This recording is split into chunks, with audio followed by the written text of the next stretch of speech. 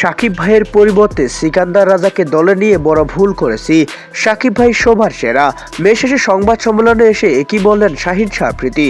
দর্শক, পিএসএল এর রোমাঞ্চকর ফাইনালে মুখোমুখি হয়েছিল আজ লাহোর কালান্দার্স ও কোয়েটা গ্ল্যাডিয়ার্স।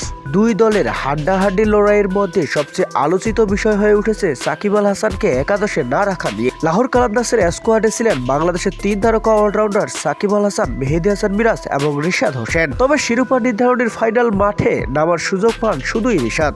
অবিশ্বাস্য হলেও সত্যি, সাকিব আল হাসানকে বাইরে রেখে একাদশে ঠাঁই দেওয়া হয় সদ্য পাকিস্তানে এসে পৌঁছানো জিম্বাবুয়েন অলরাউন্ডার সিকান্দার রাজাকে। ম্যাচের দিন সন্ধ্যায় জাতীয় দলের খেলা শেষ করে পাকিস্তানে পা রাখেন রাজা। সময় এতটাই টানাটানি ছিল যে টসে মাত্র 10 মিনিট আগে স্টেডিয়ামে প্রবেশ করেন তিনি। অথচ সেই রাজাকে নেওয়া হয় একাদশে, অভিজ্ঞ সাকিব আল হাসানকে বাইরে রেখে। ফাইনালের মঞ্চে কোয়েটা গ্ল্যাডিয়ার্সের বিপক্ষে লড়াইয়ের আশা ছিল বল হাতে বেশ সাফল্য, কিন্তু সিকান্দার রাজা একই কাণ্ড ঘটালেন। 4 ওভারে 43 রান দিয়ে মাত্র উইকেট পান একটি। ম্যাচে স্পষ্ট দেখা গেল এমন হাই প্রেসার পরিস্থিতিতে অভিজ্ঞতার কতটা প্রয়োজন ছিল।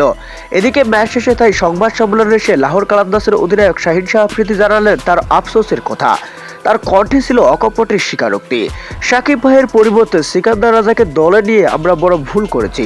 আমি মানি রাজা ভালো মানের খেলোয়াড়, ওর কিছু ইনিংস দেখলেই তা বোঝা যায়, কিন্তু সাকিব ভাইয়ের মতো অভিজ্ঞতা, ম্যাচ রিডিং অ্যাবিলিটি আর চাপ সামলানোর মতো সাহস রাজার নেই।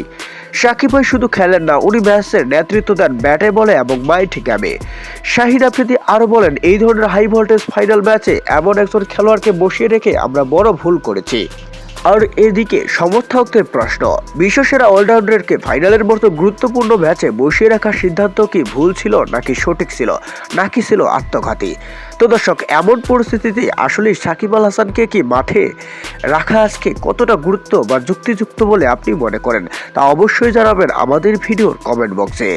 এতক্ষণ ভিডিওটি ধৈর্য সহকারে দেখার জন্য ধন্যবাদ।